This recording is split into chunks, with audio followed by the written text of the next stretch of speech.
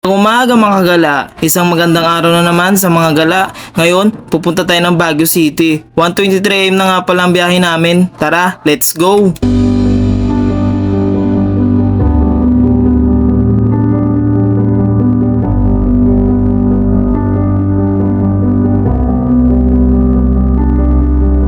After ng 9 hours namin biyahe, nakarating din kami dito sa Poso Rubio, Pangasinan.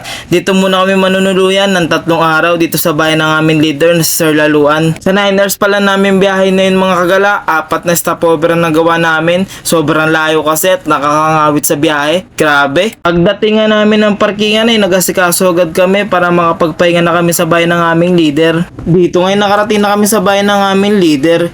Dito dumiretso na agad kami ng kusina para makakain na kami. Ito nga palang kasama ko si Boss Madam, si Joven at si LJ. 3 motor lang kami sa biyahe. Yung ibang kasama kasi namin, ininja na lang kami, kaya kami na lang. Ngayon nga ipupunta na kami ng Baguio City. Dito kami duman sa Cannon Road para mandaanan namin ang Lion's Head na isa sa tourist spot dito sa Baguio City. Sa daan pa lang ay na-enjoy na namin ang view ng papuntang Baguio at naramdaman na rin namin ang lamig ng Baguio. Kita nyo ba naman puro kabundukan. Ngayon nandito na tayo sa bukana ng Lion's Head. Dito makikita nyo marami kayong mabibiling pasalubong at souvenir. Siyempre hanap muna tayo ng mga pagparkingan para mas makalapit tayo sa Lion's Head at makapagpa-picture na din. Ang cute ng big dog na to, sarap iuwi. At ngayon nasa harap na namin ang sikat na Lion's Head. Siyempre tamang pa-picture lang. Pagkatapos nga namin mga kagala sa Lion's Head ay dadiretso na kami ng SM Baguio. Tara na mga kagala, let's go! Dito ngayon magbabayad ka ng 50 pesos para sa parking fee. Tara mga kagala, hanap muna tayo ng mga pagparkingan. Hirap maghanap ng parkingan, punuan ba naman? Tapos nga namin mag-park ay dumiretso na kami dito sa terrace ng SM Baguio. At simula nga dito ay makikita nyo ang magandang view ng Baguio. Dito sa pwesto namin ay sobrang lamig pa para magkakasipon ako. Dito ngayon nakakita kami ng bayan ng Ipugaw. At syempre pa-picture lang. Kasunod namin pinuntahan itong magandang simbahan na to na tinatawag din ng Our Lady of Atonement Cathedral. Sarado ang simbahan kaya tamang tingin lang kami ng view dito sa gilid ng simbahan. At ang sunod namin pinuntahan ang Burnham Park. Dito sobrang daming tao. At syempre pa-picture na rin kami, wala na sa Cavite neto. At dito ay nag-try kami ng sikat na activities na to.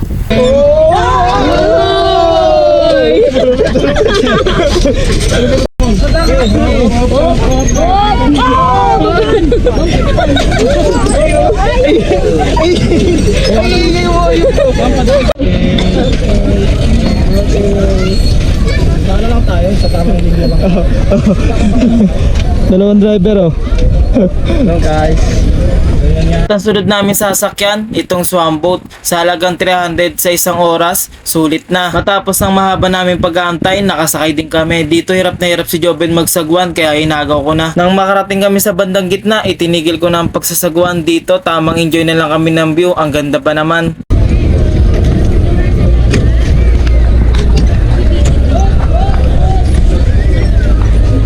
Dito na pala kami nagpagabi sa night market. Dito na rin kami kumain ng aming makakain bago kami bumalik ng Pangasinan. At ang pangalawang araw pala namin dito sa Baguio, ang una namin pinuntahan ay ang Strawberry Farm. Dito ay kailangan mong magbayad ng 10 piso para sa parking fee ng iyong motor.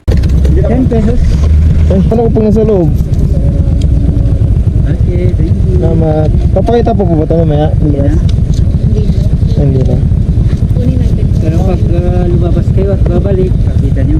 Sige po. Saan po ba ito pwede park ka? Kahit saan na lang dyan?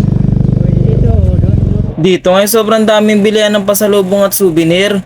Isang diretso yan mga kagala, puro bilihan ng souvenir at pasalubong. Mamili na lang kayo kung saan kayo makakamura at makakapag-discount. Dito kailangan nilagay ang mga pangalan nyo at kung saan kayo galing. Bukod sa strawberry at sunflower na alam ko, may iba't ibang tanim din sila dito. Sila ma'am tamang video lang. At syempre, pa-picture na rin sa malaking strawberry na to. Ngayon namimili na kami ng pasalubong. At syempre, damit na din para sa amin. At syempre, alam nyo na yung paborito kong kulay pula. Pagtapos namin sa Strawberry Farm, ito ang aming sunod na pinuntahan ng Color Valley. Dito ngayon magpapapicture muna kami sa sikat na tulay ng Color Valley. Isang mabilisang picture na naman to mga kagala. At pagtapos nga namin sa Color Valley, ito naman namin sunod na pinuntahan, ang Bell Church. Siyempre, parking muna tayo mga kagala.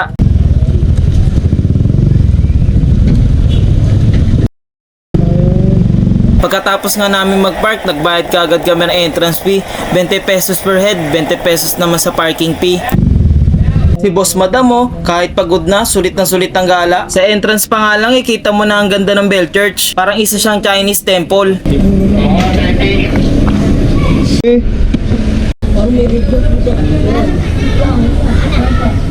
At dito nga sa tuktok makikita nyo ang magandang view ng lugar. Dito nga sa taas ng Bell Church ay makikita nyo isang malaking gintong bell. At syempre, pa-picture muna kami.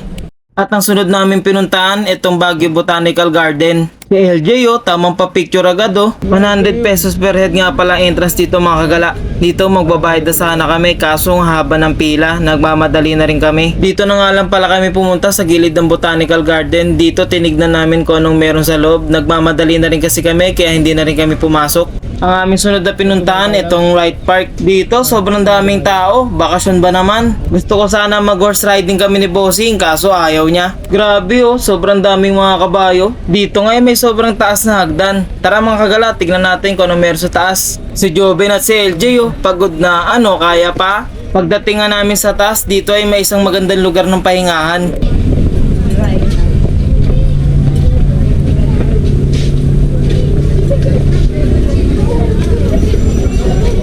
Iba kay Ben, Sierra.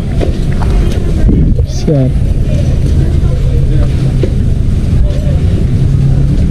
Dito nga nagulat ako na nakita namin ang The Mansion. Dito lang pala yon. Ngayon nandito na kami sa The Mansion. Grabe, ang ganda. Mansion na mansion. Ngayon pupunta na kami ng Mines View. Tara mga kagala, let's go! At syempre, hanap muna tayo ng parkingan. Ngayon magbabayad na kami ng entrance papasok na Mines View. Grabe, ang daming tao. Ito na pala ang huling destinasyon namin mga kagala bago umuwi ng Pangasinan. At ito naman ang entrance fee dito mga kagala. Kung wala pa kayo nabibili mga pasalubong at mga souvenir, dito mga kagala, marami din. Okay. Kasi doon.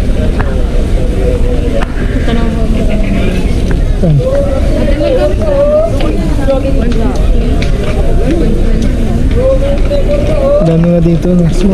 Sa mga plantito at plantita naman, dito marami kayong mabibili iba't ibang uri ng halaman. Pwede nyo ring ipanregalo sa inyong mga mahal sa buhay. Dito ngay halos sobrang dami ng tao. Halos di na kami makadaan sa sobrang siksikan. Sa aming paglalakad, kailangan mag-iingat. Ang tarik ba naman ng daan? Babangin pa naman.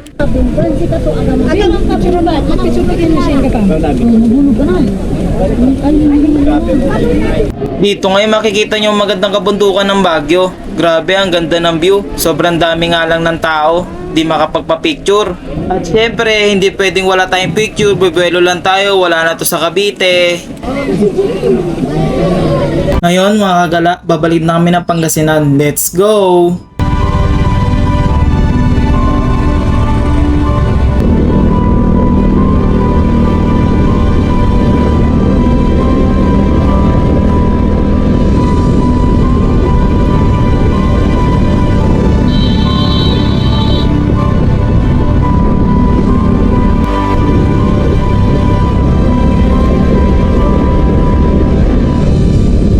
Uwian na. Salamat kay Sir Laluan sa pagpapatuloy sa amin ng 3 araw sa bahay nila. Ang sarap sa pakiramdam na yung dating lugar na napapanood lang namin ay napupunta na namin. Yun lang mga kagala. Ingat sa amin pauwi ng Cavite. Ingat sa inyong palagi. Ride safe. God bless.